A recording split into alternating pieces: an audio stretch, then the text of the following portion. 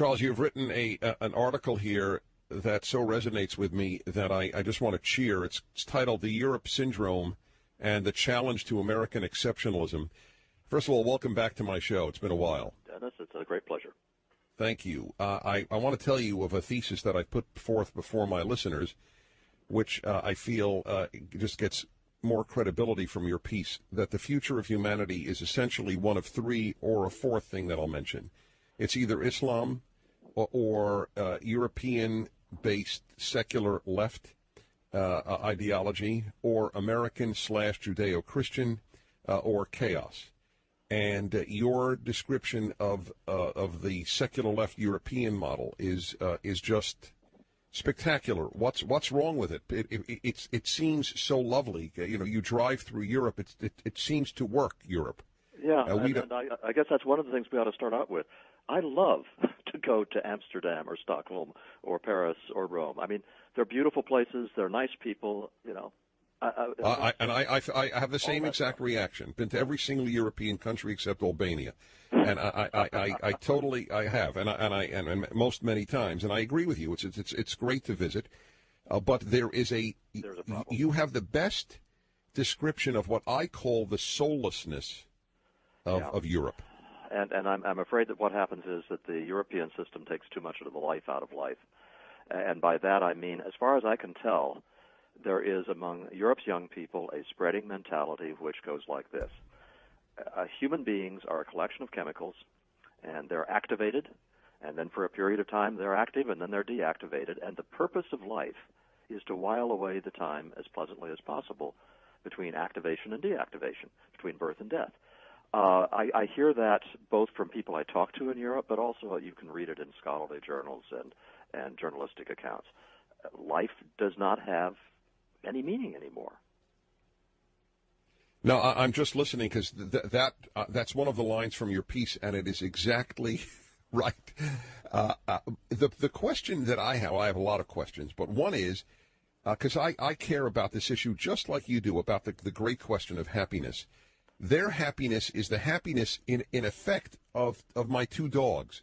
And I'm not calling these people dogs, God forbid. I'm merely saying, though, that when my dog's needs are met, and certainly when they are also petted, they are just delighted, and they don't want more.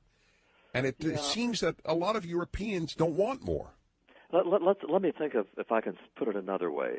Think of the times that we're kind of enjoying ourselves in a casual kind of way. We've gone to the beach for a week. We've enjoyed our time at the beach. We're feeling kind of lazy, but that's not the kind of thing that when you get to be an old man, as I'm rapidly becoming, you look back on and say, this is why my life has been well lived. Entertainments and pleasures are not the same as deep satisfactions, and I think deep satisfactions are at the core of what we mean when we talk about happiness. You give four things that essentially give the possibility of deep satisfactions to human beings: family, community, vocation, faith. Right. And folks, the brilliance of the piece, and it is a brilliant piece, I rarely use that term for a piece of writing, is that the European model, and I quote, enfeebles every single one of these four. Yeah. Why don't you explain that? How does the European model enfeeble, weaken all four of the things that can give people lasting satisfaction? Let's begin with one, the family, and I'll talk about that a bit, and then extend it. It extends to the rest. Look, families are vital, robust, exciting institutions because they have important responsibilities that if the family doesn't do them, won't get done. I'm sure you're a parent, I'm a parent, and lots of your listeners are parents, and we all know that the day-to-day activities of raising kids is not the most fun. It can be tedious, it's time-consuming. But we do it anyway because if we don't do it, important things won't happen, and so the family remains robust.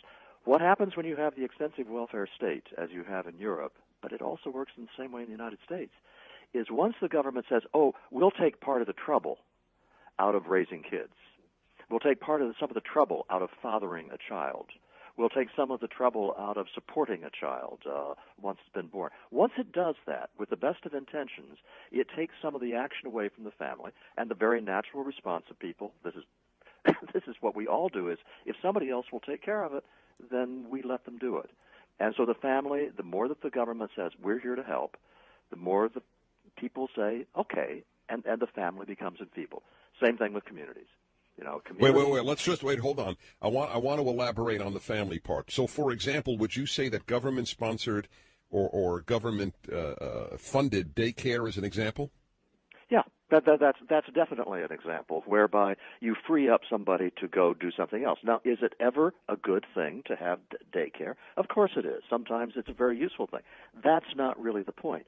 The point is what happens when the government says, okay, here is a function of the family that we will now take over or we will supplement. Some of the energy that goes into forming families is depleted.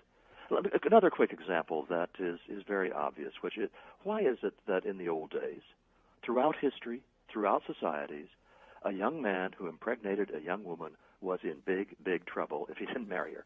I mean, this is very close to a universal. And it accounts for the fact that there were so extremely few children born out of wedlock throughout history across the world until recently. And the reason was that there were a whole set of social norms and expectations based on the fact that communities could not tolerate having large numbers of women who had babies but no husbands to help. I mean, it was not economically viable. Well, when the government makes it possible for women to have babies without husbands, and it's not an immediate burden on the community, guess what? Some of the energy that went into maintaining stable families also is depleted. That's what I mean when I use the general phrase that the extensive welfare state, as represented by the European model, drains some of the life from life. If you can't fail, then there isn't great pleasure in your success. That's right. There are a couple of things that have to happen before you can take deep satisfaction in something. First, the thing you're doing has to involve a lot of effort. Nothing that is easy gives you that much satisfaction. And it has to be something where you have responsibility for the outcome, and it has to be important. And there aren't that many things in life that meet all three of those criteria, which is why I think basically you get down to the four: vocation, family, faith, and community. The lack of deep satisfactions in life, do you think that is a factor in the rise of drug use? Yes. I think that the relationship is probably pretty direct. And if you think particularly about young people, we have undergone a transformation of the role of adolescence in the family and in the community just in the last century. If you go back, you don't have to go back thousands of years or even hundreds of years. If you simply go back 100 years, adolescents among the great majority of families in this country were playing important roles. If they were on farms, they were working side by side with their father from the time they were 5 or 6 or 7 years old. But even when they were living in cities, they were at that age oftentimes contributing economically to the families. From the time they became adolescents, which is a very difficult time, they had responsibilities, they had things that they had to do. They were not make work, they were the real thing, and a whole bunch of that went away. And when that happens, you end up, I think, with, well, what am I going to divert myself with? Yeah, a real ennui beyond boredom.